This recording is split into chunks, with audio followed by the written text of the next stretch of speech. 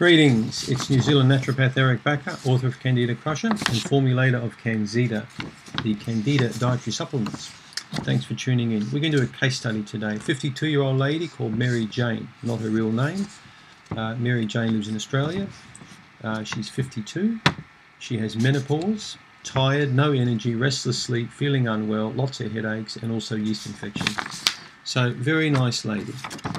I caught up with this patient on Skype a while ago, not that long ago. She's had a gallbladder removed, like a lot of women have at that age. She's on antihistamines.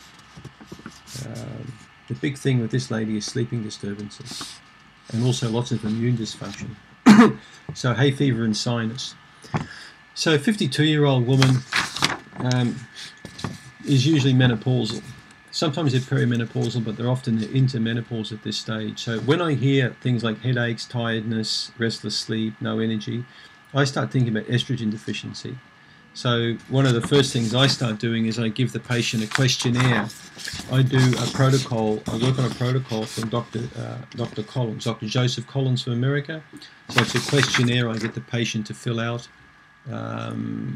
Basically, it's quite a quick questionnaire that can be filled out in 5 or 10 minutes, and it gives me a little bit of an insight if there's any kind of hormonal imbalance, estrogen, progesterone, testosterone, androgens like DHEA. So I check for deficiencies, particularly of these hormones, or imbalances, and it's amazing what comes back.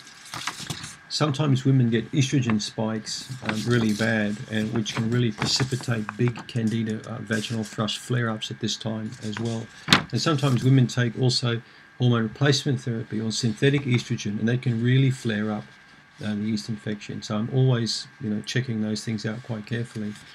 So what we found in Mary Jane's case, let's just have a look at here. We found major estrogen deficiency, quite a serious one, and also testosterone deficiency. So according to Dr. Collins, it's type 5. So Dr. Collins is a friend of mine. He's actually coming out to New Zealand and Australia to speak on menopause. He has a very good site called Your Hormones.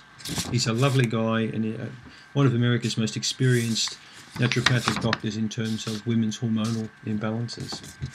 A remarkable guy. In fact, one of the first doctors, I believe, to test women for testosterone in the US when most practitioners thought testosterone was a male hormone, had no effect on women. But we know now the testosterone deficiency is massive with many women, particularly women in their late 40s, 50s and 60s.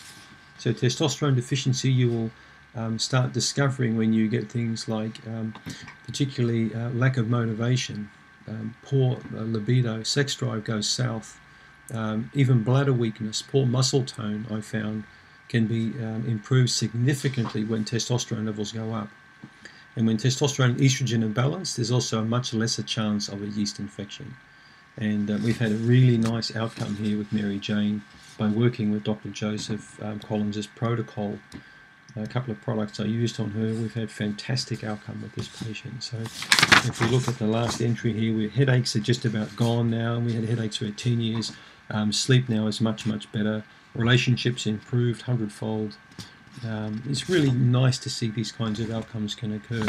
So we can balance hormones naturally and herbally very effectively, and I really don't believe that women in most cases need synthetic hormones.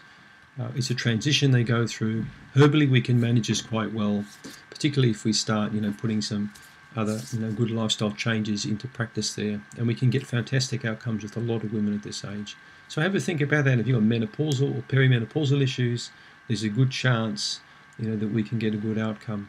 So if you're interested, contact me. You can even book a consultation online through ericbacker.com, and I'm quite happy to work with you with any kind of menopausal, perimenopausal issues. So I hope that gives you a bit of an insight. Thanks for tuning in.